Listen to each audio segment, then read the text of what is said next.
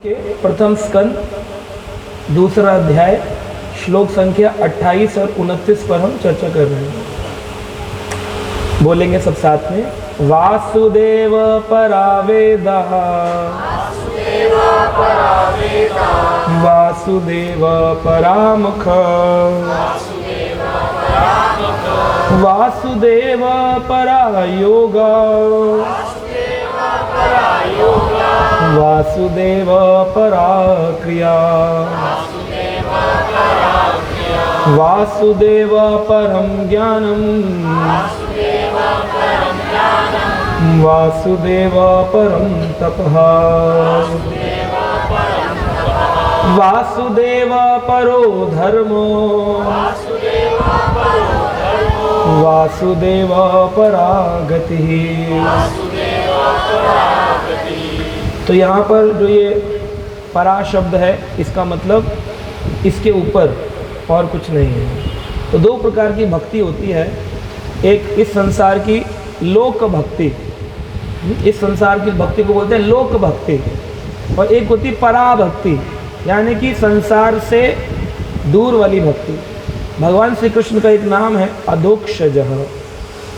अधोक्षज का मतलब है जो अक्ष यानी आँखों से जो दृश्य नहीं होता उसे कहते हैं अधोक्षज, आँखों के परे। तो जो आँखों के परे है उस भक्ति को कहते हैं परा भक्ति। तो वो भक्ति किसकी है?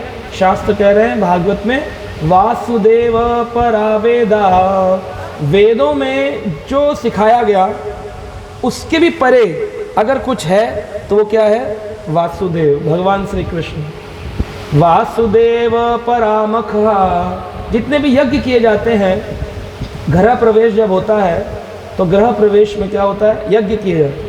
जैसे आज यहाँ पर गृह प्रवेश का कार्यक्रम है तो उसमें यज्ञ करते हैं लोग, हवन कुंड बनाएंगे, धुएं में पुजारी स्वाहा स्वाहा, और जितने लोग हैं वो कहेंगे आंखों में हाथ डाल के आहा आहा, क्योंकि उनको धुआं लग रहा होता है। लेकिन मखा यानी कि यज्ञ बड़ी शुद्ध तरीके से किए जाने चाहिए। हवन कुंड भी मिट्टी का बना होना चाहिए या फिर तांबे का होना चाहिए। लोहे का हवन कुंड या एल्युमिनियम का हवन कुंड में हवन नहीं होता। मंत्र शुद्ध होने चाहिए और आहुति देने के लिए सामग्री लकड़ी आदि शुद्ध होना चाहिए। लेकिन आज के परिप्रेक्ष्य में देखा जाए तो समाज में ना तो शुद्ध लकड़ी है, ना तो शुद्ध मिट्टी मिल रही है, और मंत्र भी शुद्ध नहीं है। तो ऐसी अवस्था में मखा यानी यज्ञ करने से फल ज़्यादा नहीं मिलता है। तो अगर कोई व्यक्ति यज्ञ करना का फल चाहे तो उसके परे क्या है? मखा यानी यज्ञ। तो मखा यज्ञ के परे क्या है? बोले वासुदेव परामख। अगर आप वासुदेव का स्मरण करें, कृष्ण कथा कर लें, तो सही मायने में आपने यज्ञ कर लिया। ये क्या हो रहा है? लोग बोले गृह प्रवेश में बुलाया, यज्ञ तो किया नहीं। बोले शास्त्र में लिखा है वासुदेव परामख, यज्ञ के ऊपर क्या है? वासुदेव। वासुदेव परा योगा, कई प्रकार के अष्टांग योग किए जाते हैं। यम नियम आसन ध्यान धारणा प्रत्याहार समाधि, ये सब जो करते हैं शरीर के स्तर पर होता है, लेकिन शरीर के स्तर पर कार्य करने से आत्मा को कोई पुष्टि नहीं मिलती है। हम सब शरीर है कि आत्मा है? तो आत्मा को क्या कहा गया है? पराशक्ति। और शरीर को क्या कहा गया है? अपराशक्ति। आत्मा है पराशक्ति यानी परात परमेश्वर भगवान जो आँखों से दृश्य नहीं है, उनकी शक्ति है हम, पराशक्ति। भगवान भी क्या है? पराशक्ति। वो भी सच्चिदानंद है, हम भी सच्चिदानंद हैं। फर्क इतना है कि वो बड़े हैं और हम छोटे हैं, वो विभू हैं हम अरुण हैं, लेकिन हैं हम पराशक्ति। तो योग करके व्यक्ति शरीर का तो काम कर सकता है, लेकिन आत्मा की पुष्टि कैसे करेगा? आत्मा को संतुष्ट कैसे करेगा? उसके लिए क्या करना पड़ेगा? वासुदेव भक्ति। इसलिए कहा गया वासुदेव परा योगा, योग के ऊपर भी क्या है? वासुदेव। वासुदेव परा क्रिया, जितनी क्रियाएं होती हैं, कर्म कांड, कई प्रकार के कर्म कांड होते हैं। कर्म कांड शब्द का अर्थ क्या है? कोई बता सकते कर्म कांड का अर्थ क्या है? सुनते होंगे ना कर्म कांड, लिखा भी होता है कर्म कांड विशेषज्ञ पंडित जी महाराज। क्या होता है कर्म कांड? हाँ माता जी, हाँ बिल्कुल सही माता जी ने बताया। फल की इच्छा से जो भी क्रिया की जाए वह कर्म कांड, कर्म जिसके फल की अभिलाषा। आध्यात्मिक जीवन में भी अगर फल की अभिलाषा से कोई कर्म करेंगे तो वो कर्म भक्ति ना होकर के कर्म कांड बन जाए। हम माला तो करेंगे लेकिन इच्छा से करेंगे तो वो कर्म कांड है। इसलिए नाम अपराध में बोलते हैं कि हरि नाम की महिमा को जो साधारण नहीं समझना चाहिए, है ना। अगर हम हरि नाम की महिमा को अपने अपने अनुसार समझेंगे तो वो एक अपराध हो जाता है। वासुदेव परहा क्रिया, हर क्रिया अगर वासुदेव ना हो तो क्रिया पूर्ण नहीं है। यज्ञ करो, आहुति करो, आरती करो, गृह प्रवेश करो, लेकिन पहला काम क्या होना चाहिए? वासुदेव।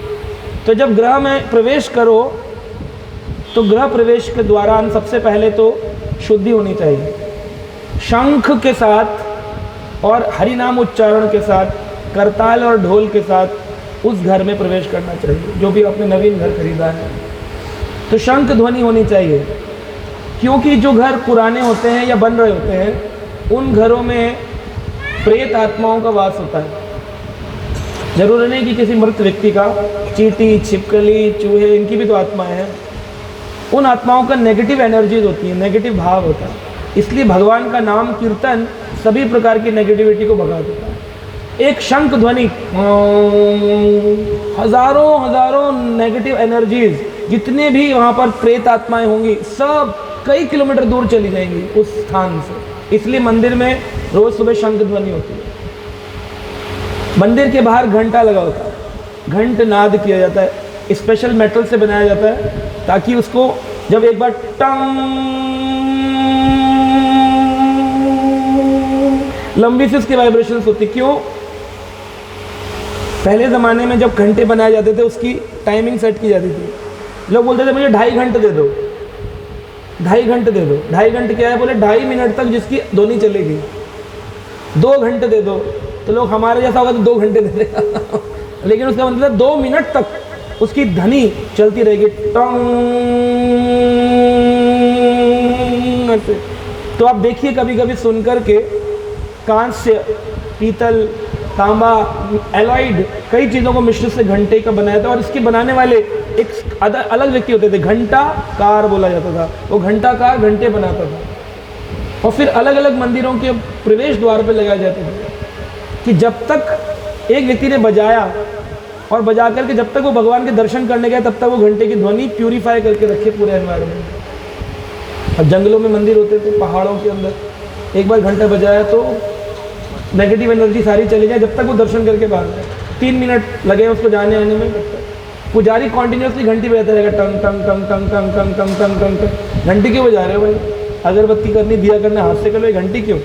नेगेटिव एनर्जी साइड में नहीं। इसलिए गृह प्रवेश जब होता है तो उसमें हर क्रिया में वासुदेव भगवान का नाम जोर जोर से बोलना चाहिए। हरे कृष्णा कृष्ण कृष्ण हरे हरे। हाँ, ऐसे बोलना चाहिए।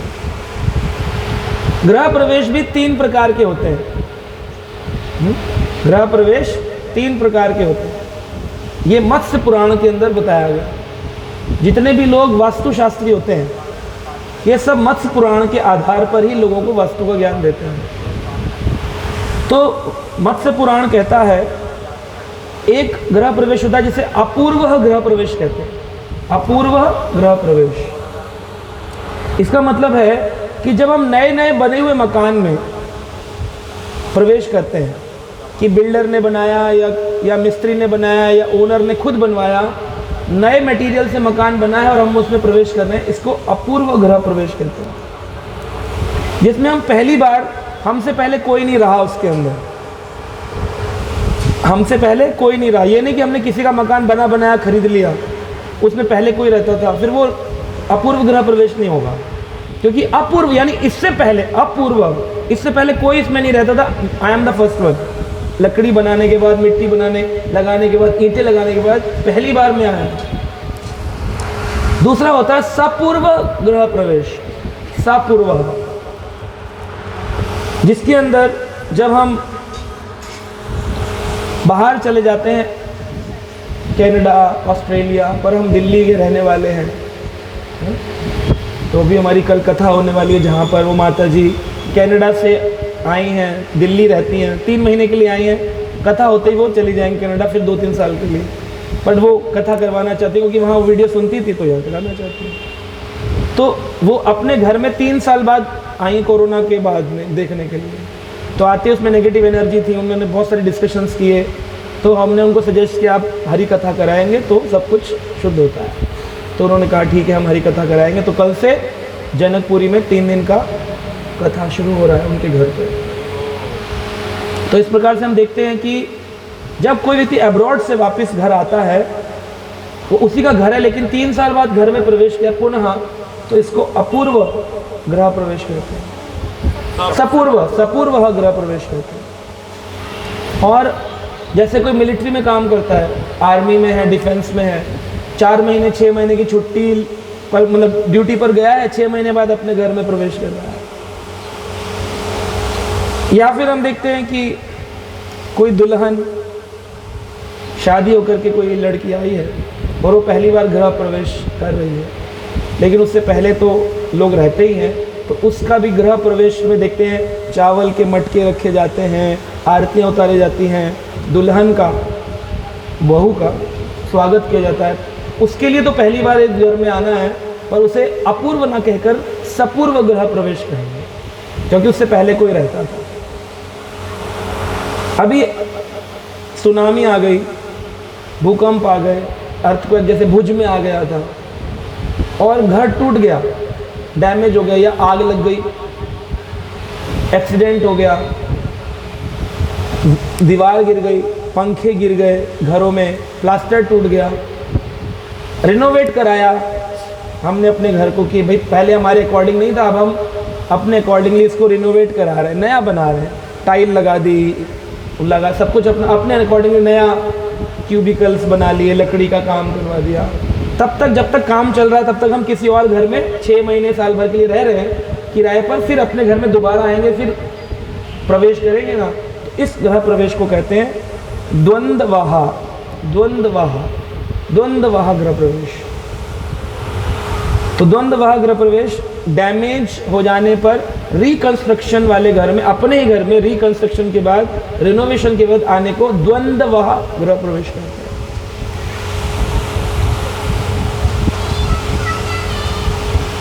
तो इस प्रकार से इन गृह प्रवेश के समय भी होते हैं, टाइमिंग भी होती है। द्वंद्ववाह गृह प्रवेश जो है वो संध्या काल में होना चाहिए। जब रिनोवेट करके जब आते हैं तो वो संध्या काल में, यानी कि शाम के 4 बजे के करीब घर में प्रवेश करना चाहिए, रात्रि में नहीं, संध्या काल, जब 2 वेलाएं मिलती हैं। सपूर्व गृह प्रवेश जो है, यानी कि दुल्हन का आना या हमारा आना, वो ऐसे टाइम पर होना चाहिए जब अंधेरा हो रहा हो, और अपूर्व गृह प्रवेश तब होना चाहिए जब उजाला हो, यानी दोपहर के 12 बजे 1 बजे। तो ये अलग अलग टाइमिंग है। जैसे अगर किसी घर में दुल्हन आती है तो दिन में एंट्री नहीं करानी चाहिए, अगर आ भी जाए तो उसको वेट कराना चाहिए, बोले शाम को एंट्री होनी चाहिए। तो वो विदाई तो उस घर से जाना है ना, जिस घर में आना है तो वो उसमें एंट्री अर्ली मॉर्निंग नहीं होनी चाहिए, शाम को होनी चाहिए, संध्या में। हाँ,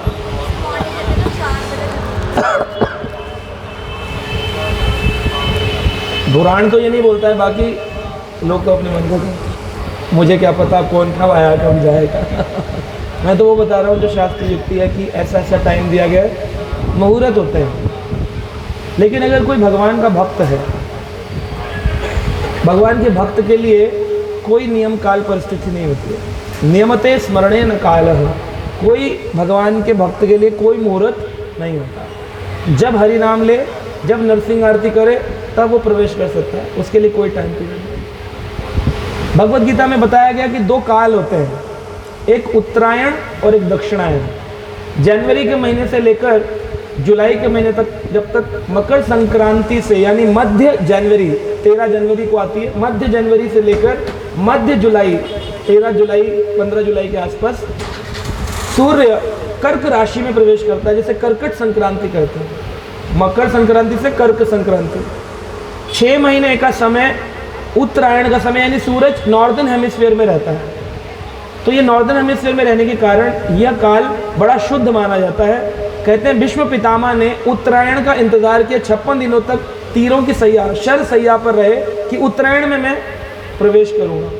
वो अलग बात है कि हम जब उन्हें भक्त की दृष्टि से देखते हैं तो उत्तरायण शब्द का मतलब होता है वह भगवान जो उत्तरा की गर्भ में विश्राम किए परीक्षित की रक्षा करने के लिए। उत्तरायण इसलिए उनका नाम उत्तरायण, यानी भीष्म कृष्ण का इंतजार कर रहे थे।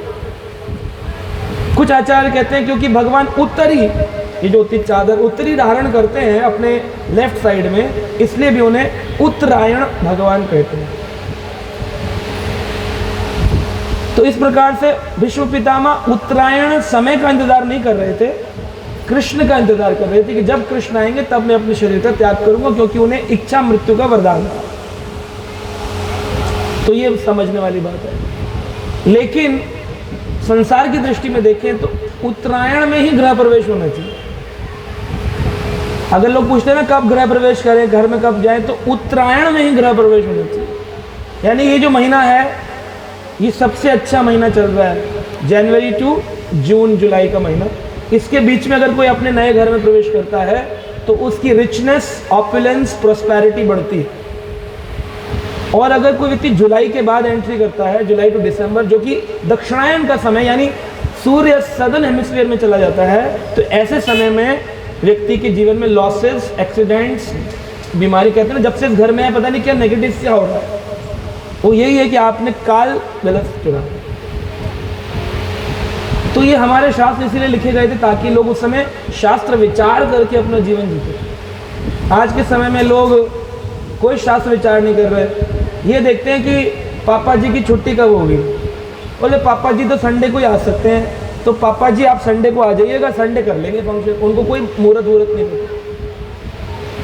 इसी कारण से दुख, परेशानियां, इनका बवाल, सब लोग दुखी घूम रहे हैं, परेशान घूम रहे हैं, क्योंकि उनको शास्त्र विचार नहीं होते थे। लेकिन उस समय में लोग इतना तो जानते थे कि ब्राह्मणों से जाकर के पूछा करते थे कि कौन से काल में। कई बार लोग बोलते हैं भक्तों को ये विचार करने की आवश्यकता नहीं है। ये बात सत्य है कि भक्तों को विचार करने की ज़रूरत नहीं है, लेकिन अगर भक्त विचार कर भी ले तो प्रॉब्लम भी क्या है। विचार करने की ज़रूरत नहीं है, it is okay, because Krishna is ultimate protector, Krishna सबके रक्षक हैं। लेकिन अगर वो विचार के साथ कृष्ण को ले ले तो और अच्छा हो जाए। जैसे हमारे गुरु महाराज जब मंदिरों का निर्माण करते हैं तो महाराज वास्तुशास्त्री को भी पूछते हैं कि कैसे होना चाहिए, जबकि कृष्ण मंदिर के लिए वास्तुशास्त्र की आवश्यकता नहीं है। लेकिन महाराज बोलते हैं अगर वास्तुशास्त्र भी शास्त्र है तो उसकी युक्ति लेने में क्या प्रॉब्लम है। हम ये नहीं करेंगे हम वास्तुशास्त्र पर ही निर्भर है, हम निर्भर तो कृष्ण पर हैं, लेकिन हम दवाई भी तो लेते हैं। क्या हम दवाई पर निर्भर हैं? हम तो कृष्ण पर निर्भर हैं, लेकिन हम दवाई लेते हैं क्योंकि दवाई एक माध्यम है जिसके द्वारा कृष्ण कृपा प्राप्त होगी। निरोगी होना होगा तो कृष्ण कृपा दवाई के माध्यम से आ जाएगी। ऐसी वास्तुशास्त्री का विचार कर लेने में कोई प्रॉब्लम नहीं। अभी कई लोग बोलते हैं आजकल के मकान क्यूबिकल्स में बने हुए हैं, वर्टिकल्स में बने हुए हैं, ट्राइंगल्स में बने हुए हैं, ट्राइंगल में भी बन रहे हैं, टेढ़े ऐसे ट्राइंगल्स में मकान बने हुए हैं, हेक्सागन, ऑक्टागन, पेंटागन, पता नहीं कौन कौन से गन है। जैसी भूमिखंड मिलता है वैसा मकान बन जाता है। तो उसमें फिर वास्तु विचार कैसे करें, क्योंकि वास्तु विचार कहता है कि व्यक्ति का मुख्य द्वार ईस्ट डायरेक्शन की तरफ होना चाहिए, यानी सूर्य उदय उसके घर में जब उदय हो तो उसका दर्शन उसको सामने से होना चाहिए। अब सारे घरों को कैसे ट्विस्ट किया जाए ईस्ट की तरफ, कोई वेस्ट को खुल रहा है, कोई साउथ को, कोई नॉर्थ।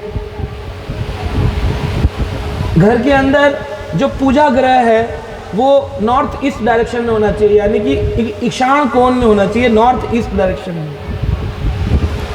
अब ईशान कोण में कैसे लेकर आए, सारे कोण बिगड़ जाएंगे पता चला वहाँ तो बाथरूम बना रखा है बिल्डर ने, क्या करोगे। तो कई बार लोग मुझे पूछते हैं भक्त लोग कि प्रभु जी वास्तु का कैसे करें, बहुत दोष है। हमने किसी वास्तु शास्त्री को बुलाया था, 50,000 रुपये चार्ज किया उसने 1 घंटे का। उसने बताया आपके घर में दोष ही दोष है। मैंने कहा आप मुझे 5,000 दे दो मैं दोष निकाल दूँगा। बोले कैसे निकालेंगे?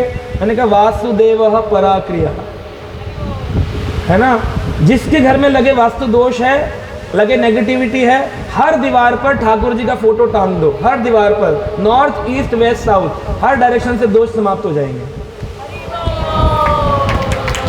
है ना। तो क्या टेंशन है, भक्तों को कोई टेंशन नहीं है। तो इस प्रकार से भक्तों को विचार तो करना चाहिए, लेकिन अगर विचार करने पर उनको लगे कि इसमें बहुत तकलीफें हैं, तो नया घर बनाने से अच्छा है उसको कृष्ण को समर्पित कर दो, कृष्ण का हो जाए वो घर। क्योंकि सारे ज्ञान से परे कौन सा ज्ञान है? वासुदेव ज्ञान। वासुदेव परा ज्ञानम, सबसे बड़ा ज्ञान कौन सा है? वासुदेव का ज्ञान, कृष्ण का ज्ञान। जिन्हें कृष्ण का ज्ञान नहीं है, जिन्हें कृष्ण का ज्ञान नहीं है, वह व्यक्ति का जीवन व्यर्थ है। उसके पास जितनी भी नॉलेज है वो सब नॉलेज यूजलेस है जब तक उसके पास वासुदेव का ज्ञान है, कृष्ण का ज्ञान है। इसको कहते वासुदेव पर ज्ञानम। देखो ऐसे बहुत सारे इंसिडेंट्स हैं जहाँ पर भक्तों ने कृष्ण पर अपनी निर्भरता दिखाई और ठाकुर जी ने अज्ञानी होते हुए उनको ज्ञान पूर्ण किया, ज्ञान संपूर्ण किया। जो लोग राम नाम का जप करते हैं, कृष्ण नाम का जप करते हैं, उनके घर में कभी अमंगल नहीं होता, ये बात तो निश्चित है। अभी कोई व्यक्ति बोले अगर हम जप करेंगे तो क्या हमारे घर मृत्यु नहीं होगी या बुखार नहीं आएगा? बोले आएगा तो, लेकिन महसूस नहीं होगा। जैसे रोड पर काफ़ी सारे गड्ढे हैं और साइकिल पर जाने वाला सवार उसे दुख होता है, गड्ढे महसूस होते हैं, परंतु मर्सिडीज गाड़ी में जाने वाले व्यक्ति को गड्ढे महसूस नहीं होते पर गड्ढे होते हैं। ऐसे भक्तों के जीवन में कष्ट होते हैं पर उनको महसूस नहीं होते, क्योंकि उनके पास शॉक एब्जर्वर लगा होता है कृष्ण कॉन्शियसनेस का, कृष्ण भावना भवित का आता है, लेकिन वो हरे कृष्णा सहन कर जाते हैं। अर्जुन जब युद्ध कर रहे थे तो सामने उनके परिवार के लोग मारे जा रहे थे, लेकिन उनको कष्ट नहीं हो रहा था, यहाँ तक कि उनका स्वयं पुत्र अभिमन्यु मारा गया, लेकिन उनको रंच मात्र भी कष्ट नहीं हुआ। क्यों? क्योंकि उनके पास कृष्ण भावना भवित थी। जिनके पास कृष्ण भावना भवित नहीं है, उनकी बिल्ली भी मर जाए तो वो रोएंगे, उनका कुत्ता भी मर जाए तो वो रोएंगे। क्यों? क्योंकि उनके पास कृष्ण भावना भवित नहीं है, वो संसारी आसक्तियों में फंसे हैं। ये फर्क है एक भौतिकवादी में और अध्यात्म में।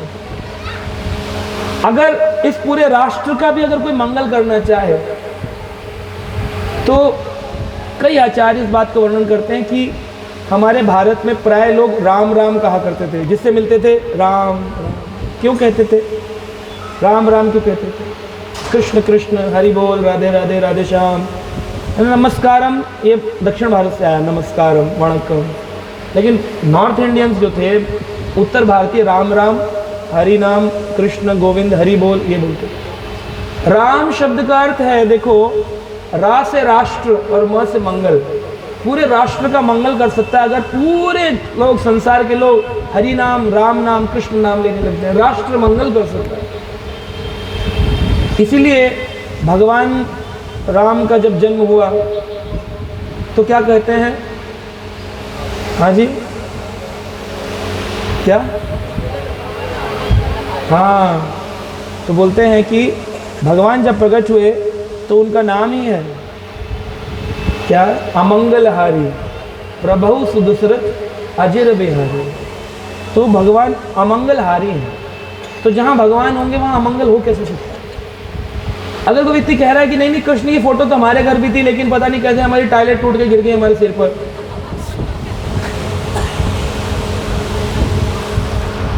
तो उस व्यक्ति को सोचना चाहिए कि कृष्ण मेरे कुछ पाप समाप्त कर रहे थे। लेकिन अगर वो भगवान को दोषी मानता है तो इसका मतलब उसके घर में पत्थर तो था, भगवान नहीं। चित्रपट तो था लेकिन उसमें भगवान नहीं। भगवान तो चेतना में है। एक बार वृंदावन की कुछ कथाएं मुझे याद आती हैं हमेशा ऐसे प्रसंगों में। बड़ा अद्भुत एक भक्त थे वृंदावन में, उन्होंने नया नया घर बनाया और छोटा सा एक कमरा ही लिया था। उसमें पति पत्नी दोनों रहा करते थे, वृंदावन में वास करेंगे, इस बात से गए। पर वृंदावन में जब वास करने जाते हैं तो उस स्थिति में होता है व्यक्ति की ज़्यादा धन होता नहीं, और जो ज़्यादा धन लेकर जाते हैं एक्चुअली वो वास करते नहीं है, वो क्या करते हैं, भोग वास करते हैं। वो वृंदावन वासनी की वीडियोकॉन का टीवी डाल दिया, सैमसंग का फ्रिज लगा लिया, नीचे मर्सिडीज कार खड़ी हुई है, 2 फ्लोर का बिल्डिंग है फ्लैट में, ओमेक्स में, अब हम वृंदावन वास कर रहे हैं। एक्चुअली ये भोग वास है, वृंदावन वास नहीं। वृंदावन वास का मतलब ये है कि तपस्या की स्थिति में रहें, ज़मीन में सोना, ज़्यादा कमर में दर्द है, पैरों में दर्द है तो एक छोटा पलंग डाल लिया, पंखा लगा लिया, खाने के लिए मंदिर चले गए या बंदूकरी करके खा लिया और भजन कर रहे हो, ये तो ठीक है वृंदावन वास की स्थिति। तो वो लोग ऐसे ही रहते थे, हस्बैंड वाइफ, डेली परिक्रमा वृंदावन और कमरे में रह के भजन करना, पंखा लगा रखा था, कुछ खास नहीं। तो उनकी पत्नी ने बोला कि आज ठाकुर जी के भोग के लिए आप मधुकरी करने नहीं गए? कह रहे आज मेरे पाँव में दर्द है, परिक्रमा करने से मैं जा नहीं पा रहा कहीं। अच्छा, तो रात के 9 बज गए जब भगवान के शयन का समय हो गया। तो जब शयन का समय हो गया तो उनकी पत्नी ने कहा आज तो पूरा दिन निकल गया, ठाकुर जी भूखे हैं, किसी से उधारी फल मांग लाते, भगवान को कम से कम फल का भोग तो लगाते। वो बोले हाँ बात तो ठीक है तुम्हारी, लेकिन अब रात को किसके घर जाऊं? तभी गेट पर ठक ठक ठक ठक हुआ। तो कहते कौन आया है? तो उन्होंने कहा मैं गुप्ता। कह रहे गुप्ता जी? हाँ गुप्ता जी। आप कैसे आए? बोले कुछ नहीं, आज हमारे घर में मंगल पाठ था, यानी सत्यनारायण पाठ। सत्यनारायण पाठ था तो उसका प्रसाद था, फल आदि, तो वो हम लेकर के आए और कुछ ताजे फल भी। तो उन्होंने कहा ठीक है आप गेट पे टांग दो, हम ले लेते हैं। वो गेट पर टांग कर चले गए। वो आए, उन्होंने उतारा, बोले गुप्ता जी बताओ रात को देने आए 9 बजे प्रसाद देना था तो सुबह देते, सत्यनारायण का था। और उन्होंने वो प्रसाद भगवान को फल भोग लगाए जो ताजे थे, और जो ऑलरेडी भोग लगा हुआ था वो पति पत्नी ने खाया। अगले दिन परिक्रमा में फिर निकले जैसे उनका नित्य नियम था। तो सामने से गुप्ता जी लंगड़ाते हुए जा रहे थे। बोले अरे कहाँ जा रहे हैं गुप्ता जी लंगड़ाते हुए? कह रहे बस 1 महीना हो गया, बीमारी ने ऐसी कमर तोड़ी है कि मैं कहीं जा नहीं पा रहा हूँ। कह रहे जा नहीं पा रहे वो तो ठीक है, लेकिन कल तो रात्रि आप आए ना प्रसाद देने। कह रहे हम क्या बात करते हैं, हम तो पलंग से नहीं उठ पा रहे थे, अभी भी वैद्य जी के यहाँ जा रहे हैं, कमर में बहुत दर्द है, चला नहीं जा रहा है, इतना बुखार चढ़ा हुआ।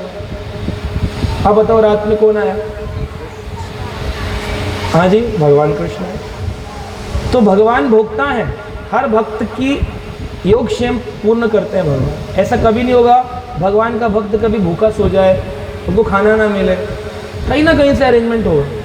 और ऐसा हम लोग तो ट्रैवल करते हैं, प्रोग्राम पे जाते हैं, कई कई जगहों पर जाते हैं प्रोग्राम करने के लिए, कभी प्रसाद अरेंज होता है, कभी पता चलता है जिन्होंने बनाया वो लहसुन प्याज का बना दिया, उनको मालूम ही नहीं था कि प्रभु जी आएंगे तो ये प्रसाद बिना अनियन गार्लिक का भोग वाला भगवान के नाम जप करने वाले भक्तों के द्वारा बना होना चाहिए। बट ऐसा अरेंजमेंट होता है कि कुछ ना कुछ मिलता है, भूखे तो सोना नहीं पड़ता। तो भगवान का अरेंजमेंट। वृंदावन के एक भक्त थे, वो शालिग्राम शिलाओं की पूजा करते थे। उनका नित्य नियम था कि रोज यमुना जी में स्नान करने जाएंगे और यमुना जल ला करके शालिग्राम जी का अभिषेक करेंगे, तुलसी पत्र चढ़ाएंगे, यमुना बस शालिग्राम की पूजा इतनी ही है। यमुना जल गंगा जल चढ़ाओ, तुलसी पत्र रखो तो शालिग्राम पूजन हो गया।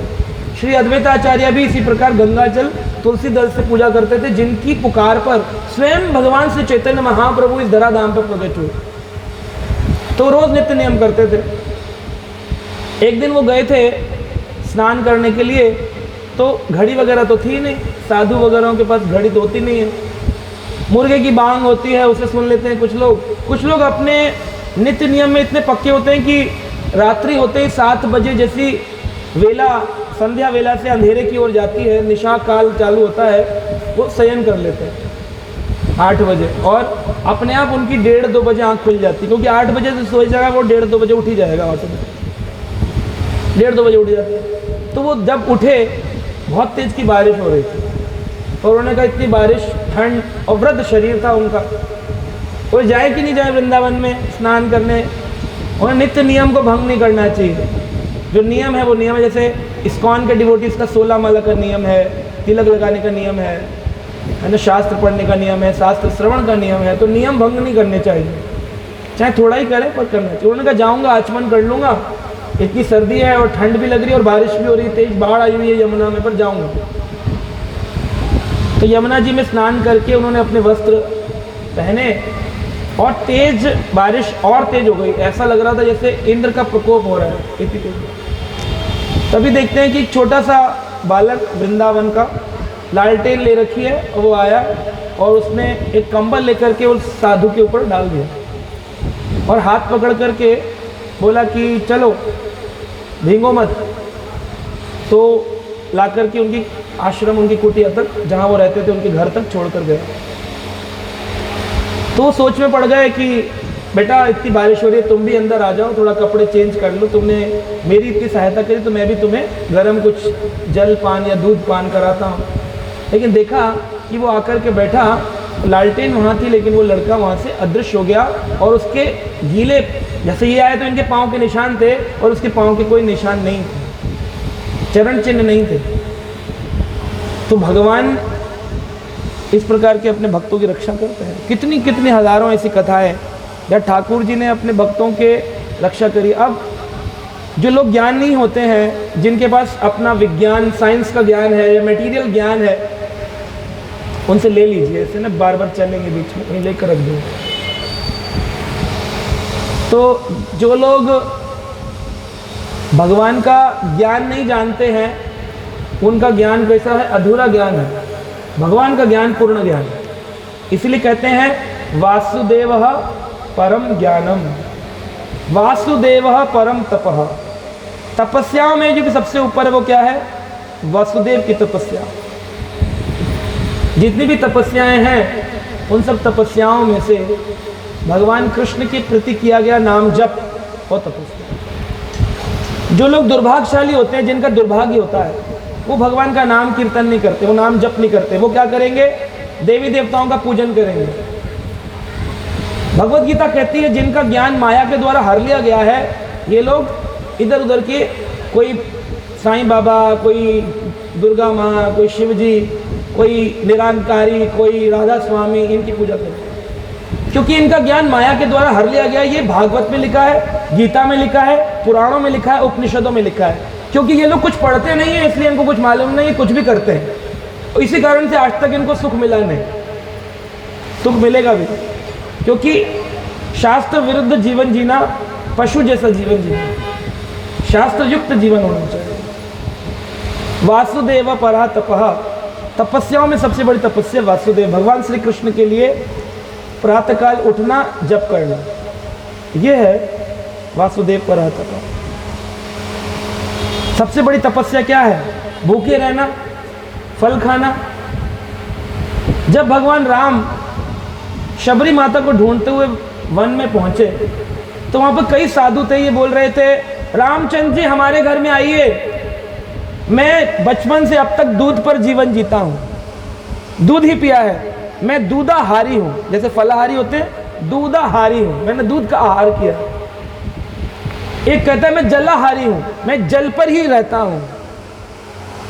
एक कहता है मैं वायुहारी हूं, केवल वायु पर जीवन जीता हूं। रामचंद्र जी ने कहा तुम लोग अब बाद में मिलना, पहले मुझे बताओ शबरी माता का आश्रम कौन सा है। शबरी तो बेर भी खाती थी, पानी भी पीती थी, फिर शबरी का घर क्यों ढूंढ रहे थे?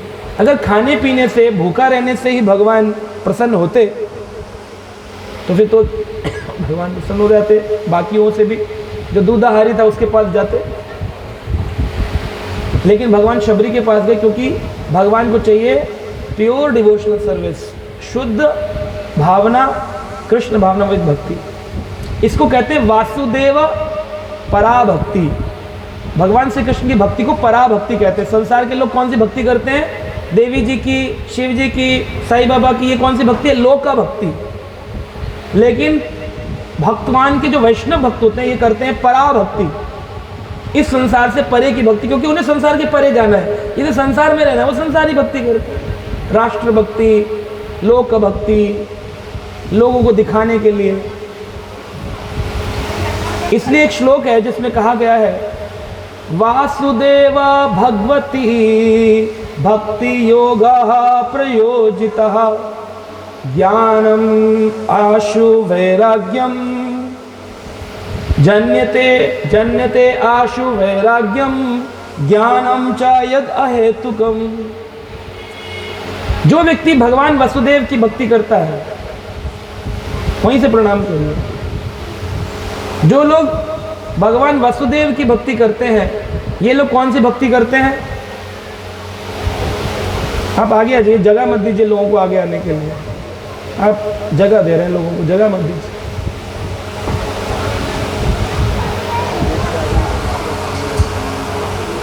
वासुदेव भगवती।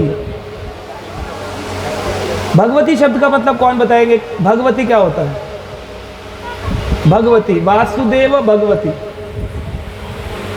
क्या शब्द का अर्थ है भगवती? वासुदेव भगवती भक्ति योग प्रयोजितः। क्या मतलब है भगवती? बोलते ना लोग भगवती देवी, भगवती माँ, लोगों ने भगवती शब्द का इस्तेमाल किया है, परंतु भगवती किसका नाम है? वासुदेव भगवती। भगवती देवी बोलना गलत है। भगवती शब्द का मतलब है the supreme personality of God head. Bhagwati शब्द का मतलब क्या है? Supreme personality of God head. Supreme यानी जिसके बराबर कोई नहीं है, जिसके ऊपर कोई नहीं है, वो कोई निराकार नहीं है, और वो गॉड नहीं है, वो गॉड के भी गॉड है, हेड है, इसलिए उनको भगवती कहते। कौन? वासुदेव भगवती। वासुदेव भगवान कृष्ण भगवती हैं। लोग कहते दुर्गति, दुर्गा भगवती अम्बा देवी की जय हो। भगवती कैसे हो गई? भगवती शब्द का अर्थ है supreme personality of God head, तो फिर वो गॉड हेड कैसे हो गई? तो मिस यूटिलाइजेशन ऑफ वर्ड्स। जैसे लोग बोलते हैं मैं राष्ट्र भक्ति करता हूं, पर भक्ति शब्द तो कृष्ण के लिए है। राष्ट्र सेवा तो सही है, लेकिन राष्ट्र भक्ति कैसे कर सकते? तो लोग क्या करते हैं? कृष्ण भावना की चीजों को चुराकर उनका मिस यूटिलाइजेशन करते हैं। लोगों ने तो श्लोक भी गलत बना दिए। भगवती की पूजा करने वाले लोग क्या बोलेंगे? जय जगदम्बे, जय जगदम्बे, प्रकट भई फाड़ के खंबे। खंबे से कौन प्रकट हुआ था? हाँ जी, कौन आए थे खंबे से? नरसिंह भगवान। लेकिन लिखा है दुर्गा सप्तशी में बोलते हैं प्रकट भई फाड़ के खंबे, जय जगदम्बे, जय जगदम्बे। तो जगदम्बा कहां प्रकट हुई थी? विष्णु थे कि जगदम्बा थी? देखो, देवी भगवती जो है उनकी उपासना नहीं करी जाती है, लेकिन उनका सम्मान किया जाता है। अगर कोई उपासना करे तब भी ठीक है, लेकिन भजन तो नहीं कर सकता। देवी देवता उपासने योग्य हो सकते हैं, सम्मान योग्य हो सकते हैं, परंतु भजन योग्य नहीं हो सकते, क्योंकि वो परम नहीं है। तो वासुदेव भगवती, ये शब्द पकड़ लेना चाहिए व्यक्तों को। हमारे श्लोक भागवत में लिखा है भक्ति योग प्रयोजितः। अगर कोई भक्ति योग करना चाहता है, एक है ध्यान योग, एक है ज्ञान योग और एक है भक्ति योग। तो भक्ति योग किसके साथ किया जा सकता है? वासुदेव भगवती या देवी भगवती के साथ, या राष्ट्र के साथ, केवल कृष्ण के साथ। भक्ति योग प्रयोजितः जनित आशु वैराग्यम। अगर कोई भगवान वसुदेव की भक्ति करता है तो उसके जीवन में जनित आशु वैराग्यम। आशु का शब्द का मतलब क्या है? भगवान शिव को बोलते हैं आशुतोष। आशु का मतलब है तुरंत, और तोष का मतलब है संतुष्ट। जो जल्दी संतुष्ट हो जाए उन्हें आशुतोष कहते।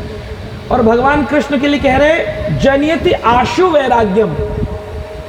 भगवान कृष्ण का भजन करने से वैराग्य बड़ी तुरंत आता है। सोने की चेन पहन रखी पुजारी ने, गले में लॉकेट डाल रखे सोने के, है ना, और चश्मे लगा रखे हैं पुजारी ने, तो ये कृष्ण का भक्त नहीं हो सकता। क्योंकि कृष्ण का अगर भक्त होगा तो उसका लक्षण क्या है? जनियते आशु वैराग्यम। उसके अंदर वैराग्य होगा, वो संसारी चीजों में लिप्त नहीं दिखेगा। तो ये भगवान के भक्तों के कई सारे लक्षण हैं। ज्ञानम च यद अहेतुकम, और उसमें शास्त्रों का ज्ञान पूर्ण रूप से होगा। गीता भागवत की चर्चा करेगा, ये अपने मर्जी के ग्रंथ नहीं पढ़ेगा, गीता भागवत पढ़ेगा। भगवान की भक्ति कैसी है? अहेतुकम। भगवान कृपा करते हैं बिना किसी इच्छा के, अहेतुकम। इसलिए भगवान राम जब दशरथ जी के घर प्रकट हुए तो दशरथ जी ने एक चौपाई गाई। तो गृह प्रवेश जिनके घर में हो उनको ये चौपाई का संपुट गाना चाहिए, यानी ये श्लोक, ये चौपाई, ये दोहा। हरे कृष्ण महामंत्र, नरसिंह आरती, शंख ध्वनि, करताल ध्वनि के साथ घर में भगवान के चारों दीवारों पर 4 फोटोग्राफ, चित्रपट भगवान के, और साथ में यह चौपाई गानी चाहिए। जाकर नाम सुनत शुभ होई, मोरे ग्रह वही प्रभु सोई। परमानंद पुरी मन राजा, कहाँ बुलई बाजा हुई बाजा। दशरथ जी ने ये चौपाई गाई। जब रामचंद्र जी आए तो भगवान राम का जब गृह प्रवेश हो रहा है, राम जी गृह में आए हैं, तो क्या गा रहे हैं? जाकर नाम सुनत शुभ होई। जिनका नाम सुनने से ही सब कुछ शुभ हो जाता है। भगवान का नाम इतना शक्तिशाली है, सुनने से ही शुभ हो जाता है। बोलिए साथ में, जाकर नाम सुनत शुभ होई।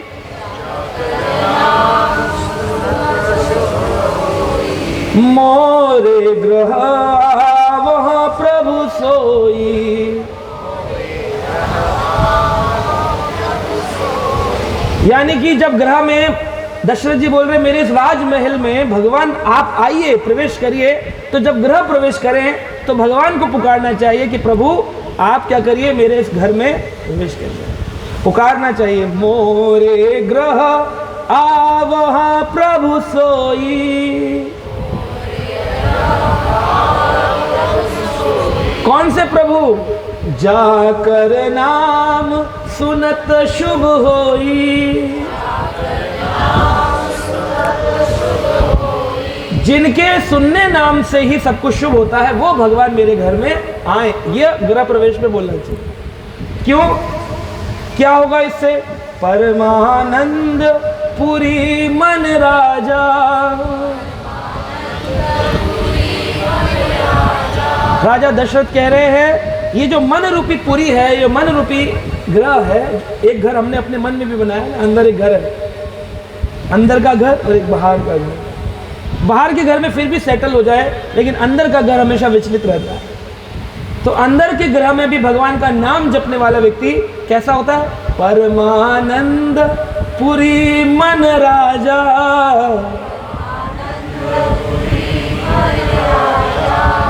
तो परमानंद पुरी मन राजा। तो दशरथ जी ने लोगों को बुलवाया कि मेरे घर में राम जी आए हैं, तो क्या करो, ढोल नगाड़े बजाओ। ढोल बजाने के लिए, जैसे आज हमारे कीर्तन करने के लिए भक्तों को बुलाया गया, कथा पाठ होने लगा, मंत्र, पुरुष सुप्त मंत्रों का उच्चारण होने लगा, भागवत श्लोक बोले गए। तो इस प्रकार से हम देखते हैं कई सारे वेद पाठ करने वाले ब्राह्मणों को बुलाया गया। ये बिल्कुल सदाचार है गृह प्रवेश करने का। डीजे लगा करके शराब की पार्टी करना, इनके घरों में आग लगती है, फिर बाद में इन्हीं के बच्चे फिर बाद में बुखार आता, बीमार पड़ते हैं हॉस्पिटल में। शराब की पार्टी, मांस खा रहे हैं, नया घर खरीदा है। ये दुख का कारण है संसार के, क्योंकि यहाँ पर भगवान गायब है। प्रभु से विमुख होकर कभी सुख हो ही नहीं सकता, कभी नहीं हो सकता।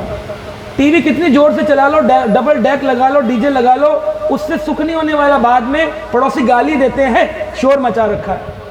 लेकिन जहाँ हरी कथा, हरी चर्चा होती, कीर्तन होता है, पड़ोसियों को घर में भी आनंद होता है। बोले चलो आज इनके कारण हमारी गली शुद्ध हो गई। इसीलिए दशरथ जी ने कहा, कहो बुलाई बाजहू बाजा, बाजहू बाजा। बाजा यानी कि यंत्र। भगवान की जब वेलकम किया जाए तो कैसे किया जाए? करताल, मृदंग, ढोल, शंख, घंट ध्वनि के साथ भगवान का स्वागत घर के अंदर किया जाए। ये सही मायने में। तो इन मंत्रों को, इन चौपाइयों को गा करके, नरसिंह भगवान की प्रार्थना करके, उग्रम वीरम महाविष्णु ज्वलंत सर्वतोमुखम नरसिंहम भीषणम भद्रम मृत्योर नमामि हम। भगवान नरसिंह का नरसिंह कवच आदि यज्ञ, ऐसी उपासना करके भगवान का वेलकम पहले करना चाहिए, फिर खुद जाना चाहिए। खुद चलेगा, रहते रहते 2 महीने गुजर गए, बोले हमारे पास टाइम नहीं था, तो अब हम गृह प्रवेश कर रहे हैं। वो ठीक, पहले प्रभु का वेलकम, उसके बाद संसार का वेलकम। तो आज हम सब यहाँ आए हैं, बिल्कुल सही तरीके से यहाँ वेलकम भगवान का किया जा रहा है, क्योंकि ये सबसे बड़ा धर्म है। वासुदेव परो धर्मा सबसे बड़ा धर्म क्या है? आप सिख हैं कि मुस्लिम हैं? आप ईसाई हैं कि मुस्लिम हैं? आप बौद्ध हैं या जैन हैं? आप पंजाबी हैं या सिंधी हैं? अजी हम सब आत्मा हैं। ये धर्म तो शरीर का है, लेकिन आत्मा का धर्म है भागवत धर्म। और इसीलिए जो कृष्ण भक्ति करते हैं वो परो धर्मा, इस संसार से ऊपर का धर्म पालन करते हैं। वासुदेव परो धर्मा, धर्म के शारीरिक धर्मों के परे का धर्म है कृष्ण भक्ति का धर्म। और जो लोग वसुदेव धर्म का पालन करते हैं उनके जीवन में अंत में कहा गया वासुदेव परम गति ही, उनको परम गति की प्राप्ति होती है। वरना जन्म मृत्यु जरा व्याधि के चक्कर में नरक स्वर्ग, ज़्यादातर तो नरक ही जाते हैं, लेकिन कुछ लोग पुण्य करके स्वर्ग भी जाते हैं। जितने लोग बोलते हैं हम ये धर्म के, हम वो धर्म के, हमारे यहाँ तो कृष्ण नहीं है, हमारे यहाँ तो कृष्ण नहीं है, ये आप लोगों में होते होंगे कृष्ण। अरे कृष्ण नहीं है, पहली बात तो कृष्ण है, और दूसरा कृष्ण के बिना जो भी भक्ति कर रहे हैं, जो भी धर्म कर रहे हैं, वो केवल लोक धर्म पालन कर रहे हैं। जैसे व्यवहारिक धर्म होता है ना, कि मेरी चाची मेरे घर आई तो मैं फिर चाची के घर चला गया, मेरी बुआ मेरे घर प्रवेश में आई तो मैं बुआ के चला गया, मामा आया नहीं था तो मैं मामा के नहीं जाऊंगा। इसे व्यवहारिक लोक धर्म कहते हैं, व्यवहार धर्म, लोक धर्म। परंतु भागवत धर्म वो भक्ति है, वो कृष्ण के बिना किसी को गति मिलने वाली नहीं है। चाहे किसी भी धर्म का हो, किसी भी शरीर का हो, अफ्रीकन हो, क्रिश्चियन हो, मुसलमान हो, जब तक कृष्ण तुम्हारे जीवन में नहीं है तुम्हारे को गति नहीं मिलेगी। 100% गारंटी है, पेपर पे लिखवा लो, नहीं मिल सकती। शास्त्र के विरुद्ध तो तुम जा नहीं सकते हो, क्योंकि कोर्ट में हाथ रख के कसम खाते हो, गीता पर हाथ रख के कसम खाते हैं, जो कहेंगे सच कहेंगे, सच के सिवा कुछ नहीं कहेंगे। गीता को माना जाता है। सिख धर्म के शब्दों के अंदर भगवान मधुसूदन गिरधारी के नाम शब्द में गाए जाते हैं।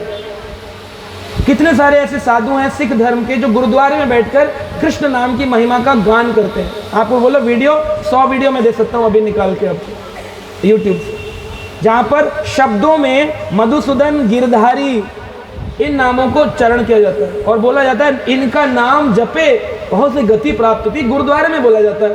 अब गुरुद्वारे में लोग वो चंवर देख करके मस्तक झुका के, जैसे यहाँ पर भी है 50% डिवोटी है, 50% नॉन डिवोटी। जो नॉन डिवोटी है उनको केले और आम से मतलब है कि मेरा केला आगे तक पहुंच जाए, उनको इससे कोई मतलब नहीं कि बता क्या रहे हैं। तो जब बताने पर ध्यान जाता है तब जाकर के हृदय में परिवर्तन आता है कि बोल क्या रहे हैं, क्या मेरे लिए समझने योग्य है, मैं आत्मा हूं या शरीर हूं, मैं मुसलमान हूं कि मैं सिख हूं। एक मुसलमान व्यक्ति को जब उसका जन्म होता है तब उसको भगवान मुसलमान बना के नहीं भेजता। यह मुसलमान का वीडियो है। डॉक्टर मोहम्मद कहते हैं मेरा जब जन्म हुआ तो मैं मुसलमान नहीं था, लेकिन मैं हिंदू था, लेकिन जब मेरी मुसलमानी खतना करा गया तब मैं मुसलमान बन गया।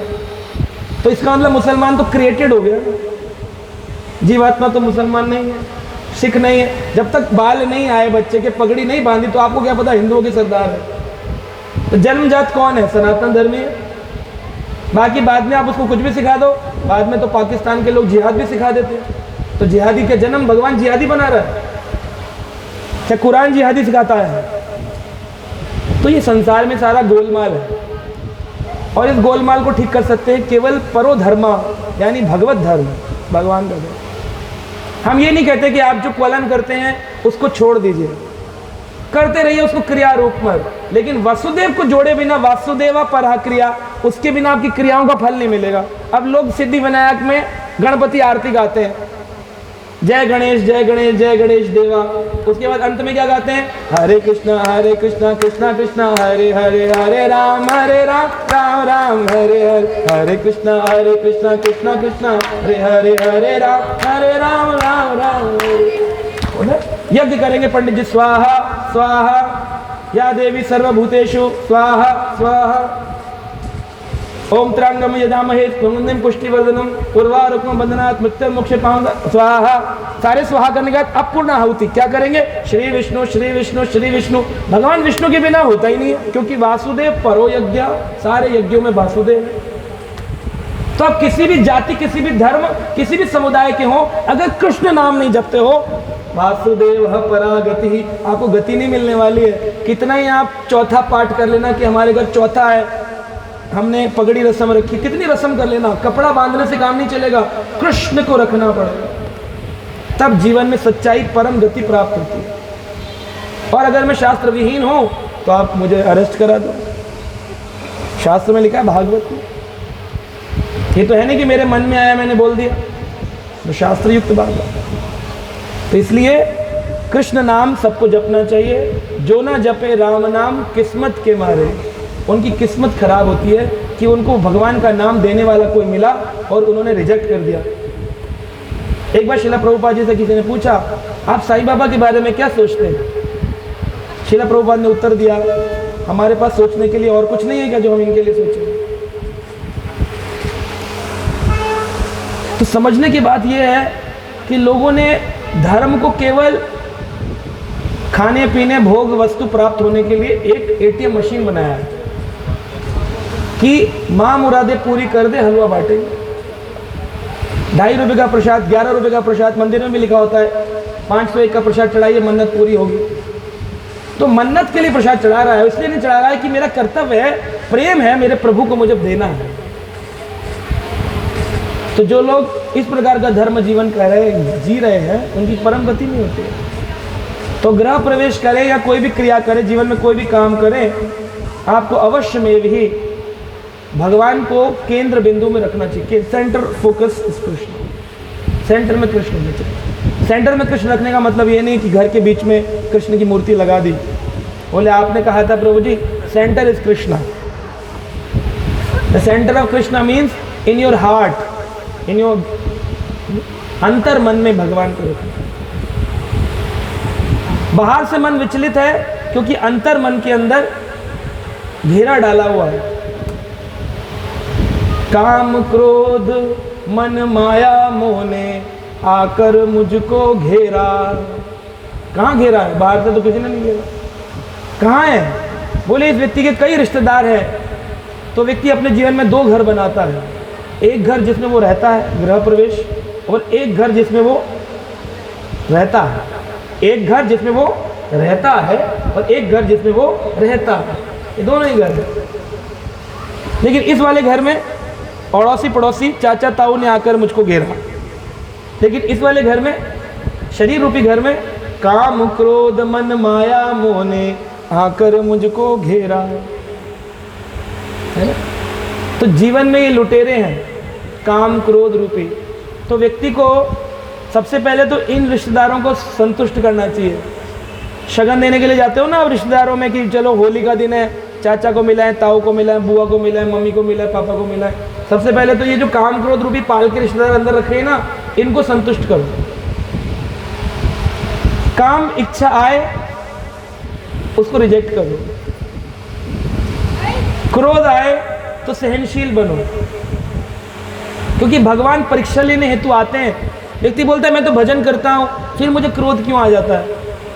क्योंकि वो क्रोध की परिस्थिति भगवान भक्तों को इसलिए देते हैं क्योंकि वो भगवान आपकी परीक्षा लेना चाहते हैं। एक साधु था, घर बार त्याग करके जंगल चला गया, जंगल में रह के तपस्या करता था। वहां पर एक धोबी आया कपड़े धोने के लिए, तो धोबी ने कहा साधु महात्मा मेरे गधे का जरा ख्याल रखेंगे, मैं जरा कपड़े धोने जा रहा हूँ। साधु बोला हम घर त्याग करके आए हैं भजन करने, तुम्हारे गधे का ख्याल रखेंगे। तो बोला अजीब साधु है, साधु तो दयावान होते हैं, कंपैशनेट होते हैं, तुम कैसे साधु हो? मेरे गधे का ख्याल नहीं रख सकते? मैं पेड़ से बांध रहा हूँ, देखते रहना। साधु बोला है मैं नहीं रखूंगा, मुझे भजन करने दो। हाँ हरि बोल हरि बोल। फिर भी धोबी ने बांध दिया और चला गया कपड़े धोने।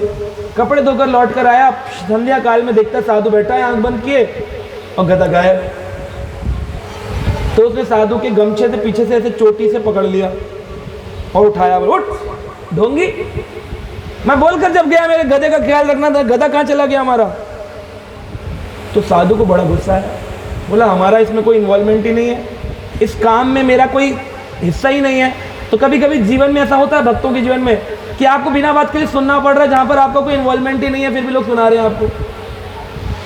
तो जब सुन रहा था, साधु को सुनाया जा रहा था, साधु का मन में से वो पुराना वाला इंसान जाग उठा, उसने धोबी का पकड़ लिया कपड़ा और खींचने लगा। वो साधु को घुसा मारे, साधु उसको घुसा मारे, दोनों का युद्ध। जब काफी देर युद्ध चला तब तक गधा कहीं से घास चढ़ता हुआ चला। धोबी ने जैसे गधे को देखा उसका गुस्सा समाप्त हो गया। वो अपने गधे को लेकर कह रहा है पागल है, साधु है, बेकार है, और चला गया। जो अपने घर को चला गया तो साधु बैठा जब, तो ऐसा होता है भक्तों के जीवन में, जब वो भजन करते हैं और उनसे कभी ऐसी कोई क्रिया हो जाए, गुस्सा, तो उनको बड़ा गिल्टी होता है, ग्लानि होती है, यार क्यों मुझसे ऐसा हो गया। फिर क्वेश्चन पूछेंगे, प्रभु जी कभी गुस्सा आए तो ये ठीक है? फिर प्रभु जी कह देंगे नहीं ये ठीक नहीं है, तो फिर और गिल्टी होता है व्यक्ति को। तो गिल्टी कॉन्शियस होकर के साधु सोचने लगा ये क्यों हुआ, और उसने आतुर पुकार करी, यानी इंटेंसली कृष्ण को पुकारा कि हे कृष्णा, और कितने दिन सताओगे संसार में, इन संसारी लोगों के साथ युद्ध करना पड़ता है, मुझे लेने क्यों नहीं आते हो, कब मुझे परम गति प्राप्त होगी, मुझे लेने क्यों नहीं आते हो। तो भगवान कृष्ण की इनर वॉइस, अंतरात्मा में बैठे परमात्मा ने उसे बोला कि मैं लेने तो आया था, और जब मैं लेने आया था इसलिए मैंने उस धोबी के गधे को तुम्हारे पास भेजा था, लेकिन जब परीक्षा हुई तो मुझे समझ नहीं आया कि धोबी कौन है और साधु कौन है, क्योंकि दोनों का व्यवहार समान रूप से था। तो मैं कंफ्यूज हो गया, धोबी को लेके जाऊं, परम गति दूं कि साधु को। तो फिर मैं वापस चला गया। बोले यानी प्रभु आप दोबारा जब आएंगे तो फिर ऐसी परिस्थिति आएगी? बोले हाँ, जब भी मैं परम गति देने आऊंगा तो विषम परिस्थितियां प्रदान करूंगा, और विषम परिस्थितियों में तुम कैसे रिएक्ट करते हो, चिल्लाने लग जाओ जोर जोर से,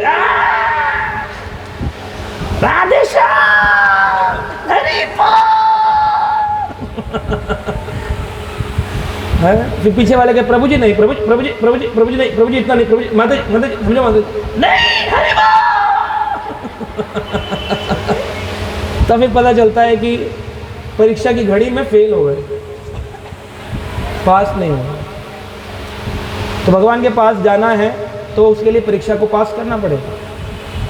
तो परीक्षा पास कैसे होती है? विषम परिस्थितियों में काम, क्रोध, लोभ, मोह, मद, मत्सर्य, जलन की भावनाओं के लिए कई सारे उदाहरण मिलेंगे। नया घर बना लिया, कितने लाख का है, बड़ा बन रहे, हमारा भी कोई कम नहीं है। मत्सर्य की भावना, मद की भावना, हमने बनाया, देखा कैसा घर बनाया है ना, रिश्तेदारों को आज दिखा दिया बना करके। ज़्यादातर लोग बनाते इसीलिए हैं, गृह प्रवेश में रिश्तेदारों को बुलाएंगे, दिखाएंगे देखो कैसा बनाया है, तब वो कहें चाचा जी बेटा तो बढ़िया निकल गया आपका।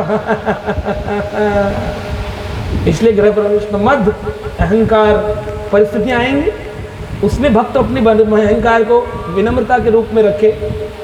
मत्सर की भावना आए तो उससे प्रशंसक के रूप में अपने को बचाए। देखिए प्रॉब्लम के सॉल्यूशन है, जब मत्सर की भावना आए, जलन की भावना, तो प्रशंसक के रूप में अपने को सुरक्षित रखो, यानी जिसके प्रति मत्सर की भावना आए उसकी प्रशंसा करो। जब मद की भावना आए तो विनम्रता का सहारा लो। जब लोभ, लालच आए तो उस समय लोभ जब मन को आकर के घेर ले, देखो इस बच्चे के बाल पंखे में, तो मेरी जैसी हो जाओगी, इसमें मत निकले।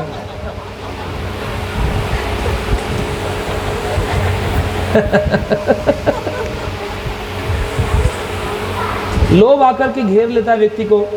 जब घर बनाता है व्यक्ति तो पहले घर नहीं होता, फिर धीरे धीरे घर होता है, फिर कहता है बस ऐसे ही रखेंगे प्रभु जी बस।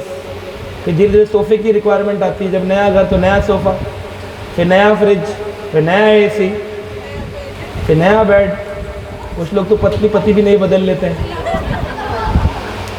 लेकिन इतना नया नया नया नहीं होना चाहिए। प्रभुपाद जी बोलते हैं आज के ज़माने के लोगों का एक लक्षण है, सड़के पर चलना पड़े तो चलो, पर कुछ नया करो, कुछ नया करो। सड़के पर चलना पड़े पर चलो, लेकिन कुछ नया करो, कुछ। आजकल इंस्टाग्राम पर रील में क्या बोलते हैं, जैसे कोई बनाने बैठता है बोले रील बनाते हैं, वीडियो बनाएंगे फेसबुक के लिए, यूट्यूब के लिए, क्या करें सबसे पहले क्या बोलते हैं, कुछ नया करते हैं।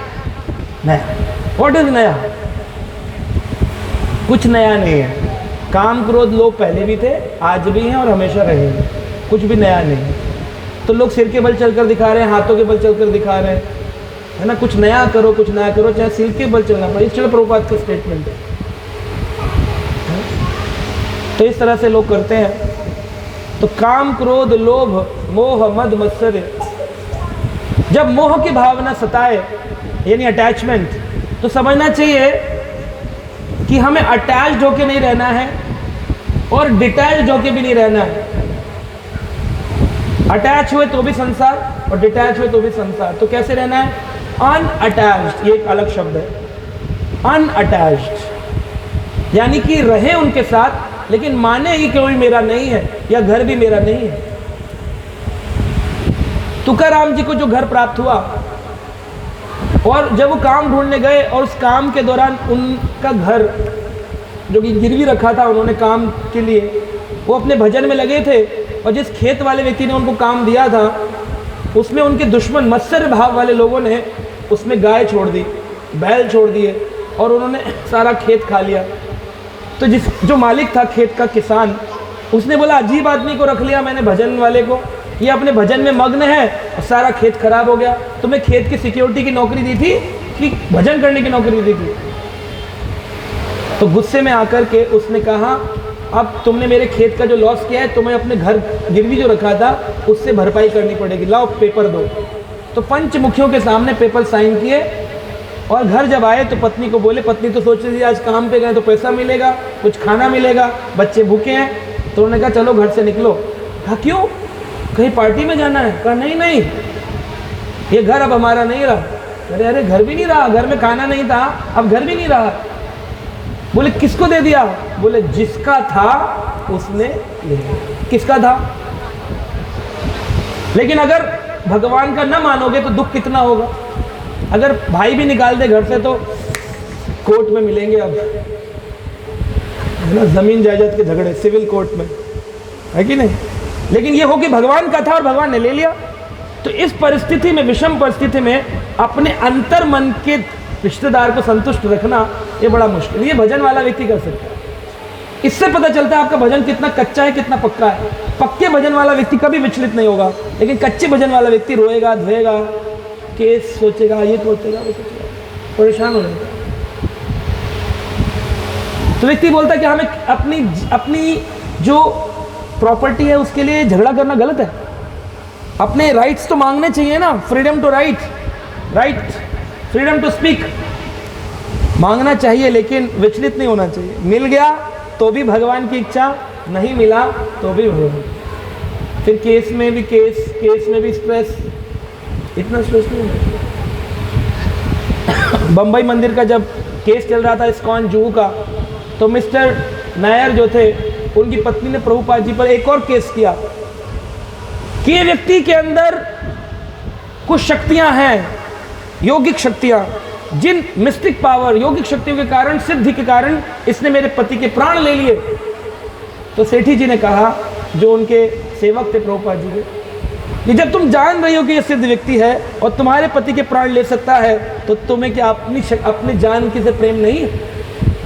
ये बात सोच करके उसने तुरंत शरणागति करी और प्रॉपर्टी साइन करके दी।